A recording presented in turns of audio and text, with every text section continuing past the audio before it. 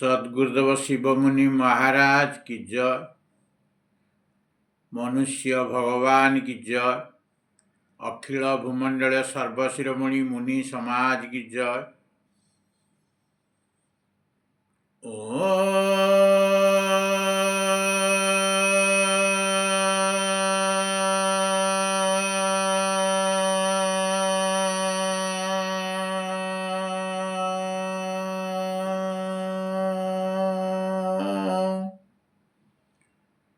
ମୁଁ ଆଜି ସର୍ବପ୍ରଥମେ ଆତ୍ମଦେବଙ୍କର ସ୍ତୁତି କରି ଆତ୍ମଜ୍ଞାନ ବିଷୟରେ କିଛି ଆଲୋଚନା କରିବାକୁ ଯାଉଛି।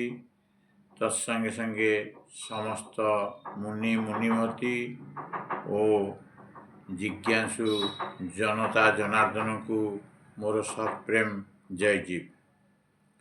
ଆଜି ଆମେ ଯେଉଁ ବିଭିନ୍ନ ମତ ଏବଂ ଧର୍ମ ରହିଛି ସେହି ବିଷୟରେ ଆଜି ଆମେ ଆଲୋଚନା କରିବା। ସଂସାରରେ ଯେତେ ମତ ମତାନ୍ତର ଧର୍ମ ଓ ସିଦ୍ଧାନ୍ତ ଅଛି ସେଗୁଡ଼ିକ କେବଳ ଚାରି ଭାଗରେ ବିଭକ୍ତ ହୋଇପାରନ୍ତି। ପ୍ରଥମ ହେଉଛି କେହି କହେ ଯେ ଜୀବ ଈଶ୍ୱର ଓ ଜଡ଼ ତିନୋଟି ଯାକ ସତ୍ୟ ଅଟନ୍ତି। 2 ନମ୍ବର ହେଉଛି କେହି କହେ ଯେ ଜଡ଼ତତ୍ତ୍ୱ ପ୍ରକୃତି ପରମାଣୁ ବା ସଂସାର ଅସତ୍ୟ ଅଟନ୍ତି ବା ଅସତ୍ୟ ଅଟେ ଏବଂ ଜୀବ ଓ ଈଶ୍ୱର ଦୁଇଟି ଯାକ ସତ୍ୟ ଅଟନ୍ତି।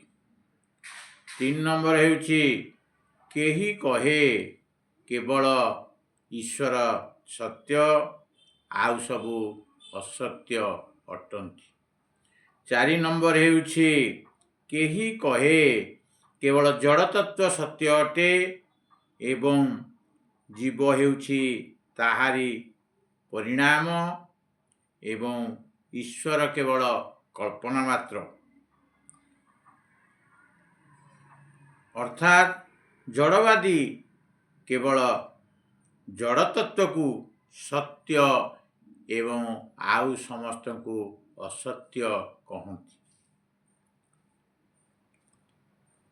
ତେଣୁ ଆମେ ବିଚାର କରିବା,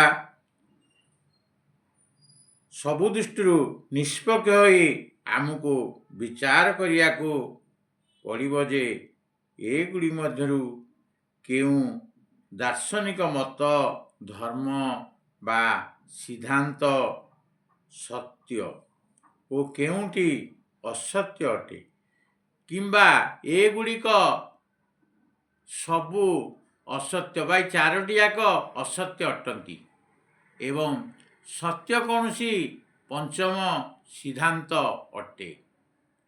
ବର୍ତ୍ତମାନ କେଉଁ ସିଦ୍ଧାନ୍ତ ସତ୍ୟ ଅଟେ କିମ୍ବା ସତ୍ୟ କ'ଣ, ଏହା ଆମେ ବିଚାର କରିବା। ତେଣୁ ବିଚାର କରିବା ପାଇଁ ପ୍ରଥମେ ଦେଖିବାକୁ ପଡ଼ିବ ଯେ ସତ୍ୟ ଶବ୍ଦର ଅର୍ଥ କ'ଣ, ସତ୍ୟ କାହାକୁ କୁହାଯାଏ। ଯାହାର ଅସ୍ତିତ୍ୱ 3 କାଳରେ ନିରନ୍ତର ରହେ, ଯାହାର ଅସ୍ତିତ୍ୱ ଅଛି ତାହା ହିଁ ସତ୍ୟ ଅଟେ। ଯାହାର ଅସ୍ତିତ୍ୱ ନାହିଁ ତାହା ଅସତ୍ୟ ଅଟେ। ଏହି ସତ୍ୟ ଶବ୍ଦ ସଂସ୍କୃତର ଅସ୍ ଧାତୁରୁ ଯାହାକୁ କୁହାଯାଏ ଭୂବି, ଇଂଲିଶରେ କୁହାଯାଏ ଟୁ ବି ଧାତୁରୁ ସୃଷ୍ଟି। ଯାହା ଅଛି ତାହା ସତ୍ୟ ଅଟେ, ଯାହା ନାହିଁ ତାହା ଅସତ୍ୟ ଅଟେ। ତେଣୁ ବିଚାର କଲେ ଜଣାପଡ଼ିବ ଯେ ଏଇ ଚାରୋଟି ଯାକରୁ କେଉଁଟି ସତ୍ୟ ବା ଚାରୋଟି ଯାକ ସତ୍ୟ ନୁହେଁ, କିନ୍ତୁ ପ୍ରକୃତରେ ହେଉଛି ଜୀବ ହିଁ ସତ୍ୟ ଅଟେ। ତେଣୁ ଏ ଜୀବ କିଭଳି ଭାବରେ ସତ୍ୟ ଆମେ ପର ଅଧ୍ୟାୟରେ ଆଲୋଚନା କରିବା।